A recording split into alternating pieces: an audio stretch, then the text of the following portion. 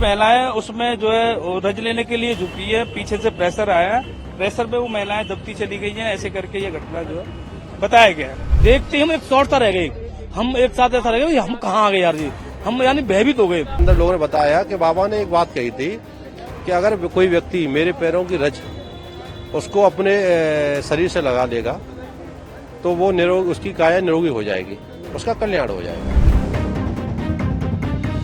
हाथरस में नारायण साकार हरि उर्फ भोले बाबा के सत्संग में 2 जुलाई को हुई भगदड़ हादसे की जांच शुरू हो गई है।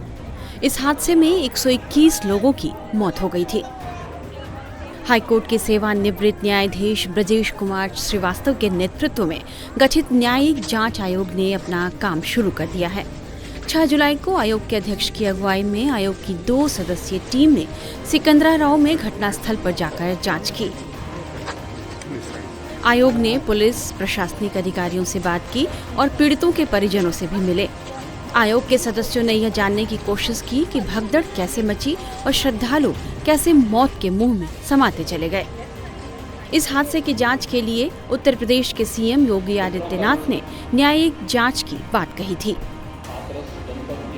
7 जुलाई को आयोग ने कई चश्मदीदों और घटनास्थल पर मौजूद लोगों के बयान भी दर्ज किए हैं।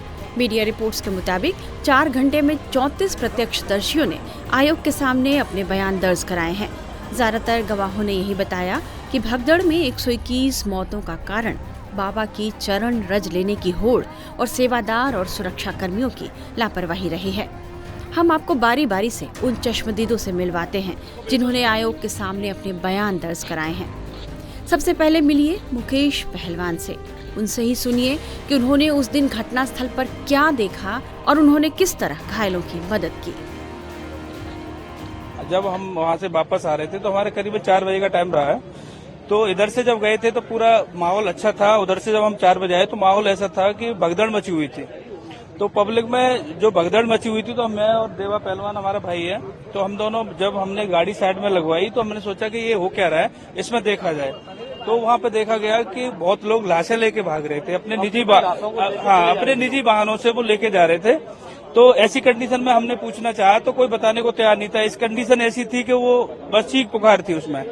तो हमने पहले तो उनका सहयोग किया।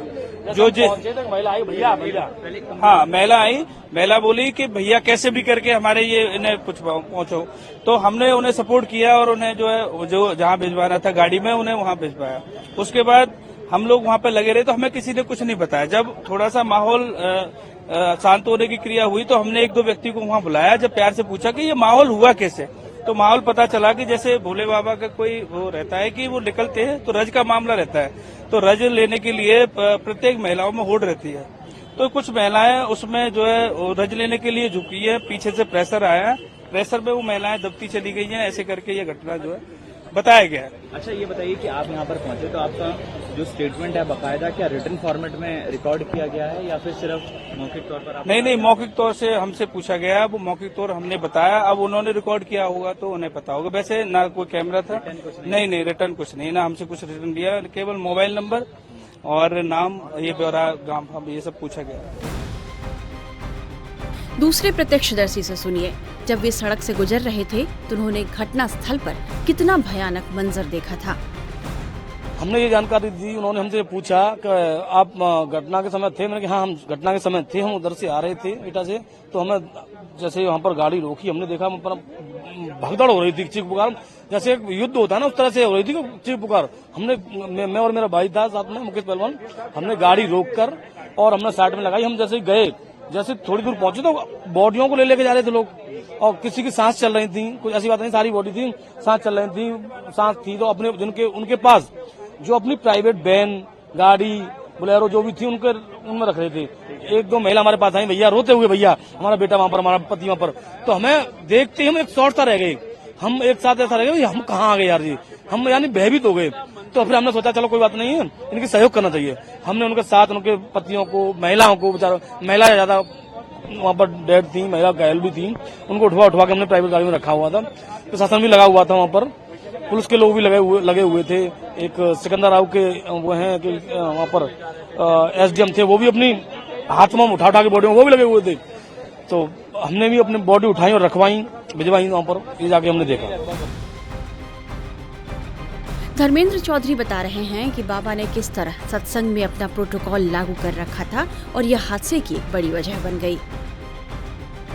मौके पे देखा जो मैंने, वहाँ मौके का जो दृश्य था बहुत भयानक था।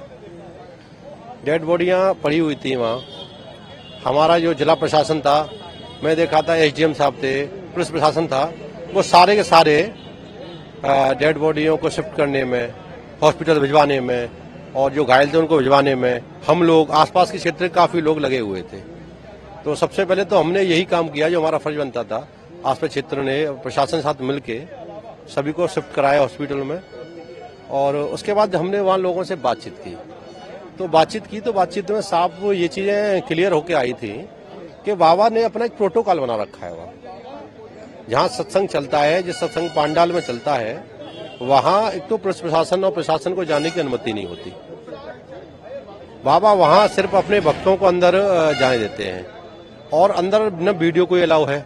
अगर कोई वीडियो बनाता है तो उससे फोन छीन लिए जाते हैं। बाबा के भक्तों जो सुरक्षाकर्मी छीन लेते हैं। तो अंदर जो एक बात चल रही है, अंदर लोगों ने बताया कि बाबा ने एक बात कही थी कि अगर कोई व्यक्ति मेरे पैरों की रज उसको अपने शरीर से लगा लेगा तो वो उसकी काया निरोगी हो जाएगी, उसका कल्याण हो जाएगा।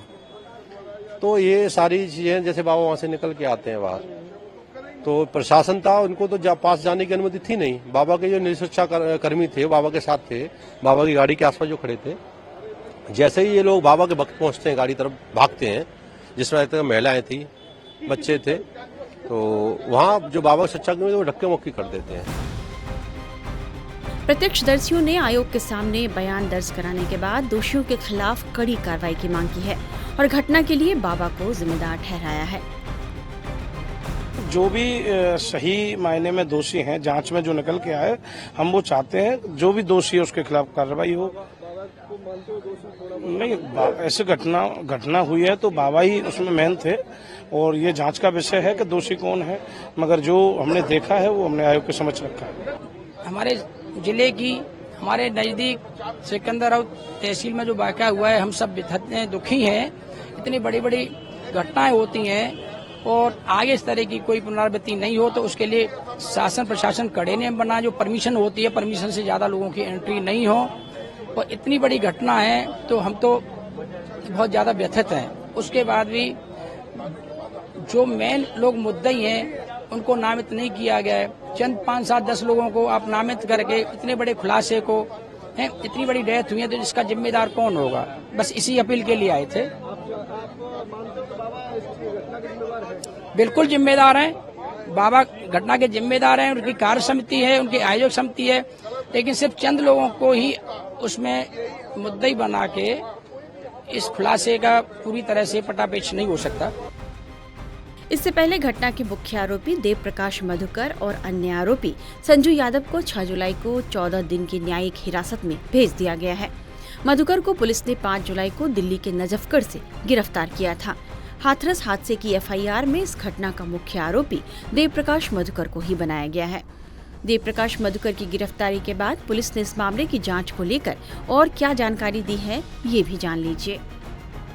देखिए, जनपद हाथरस की जो एसओजी है, उन्होंने मधुकर को कल देर शाम दिल्ली में नजफगढ़ से पुलिस एक्शन के बाद गिरफ्तार करा था। देखिए, इनसे पूछताछ करी है, कहीं ना कहीं फंडिंग की बात आ रही है कि इनकी फंडिंग कहां से हुई है, वो जांच के दायरे में है। इतना बड़ा जो कार्यक्रम होता है, इतना समारोह होता है, इनको प्रॉपर तरीके से गोपियों को जो कपड़े दिए जा रहे हैं, यूनिफॉर्म्स दी जा रही हैं, तो फंडिंग आ कहां से रही है, जो डोनर्स की लिस्ट है उसका संकलन करा जा रहा है। आयकर विभाग के साथ भी हम लोग पत्राचार कर रहे हैं और इसमें एक वृहद विवेचना है और जो भी इसमें दोषी है उसको बख्शा नहीं जाएगा।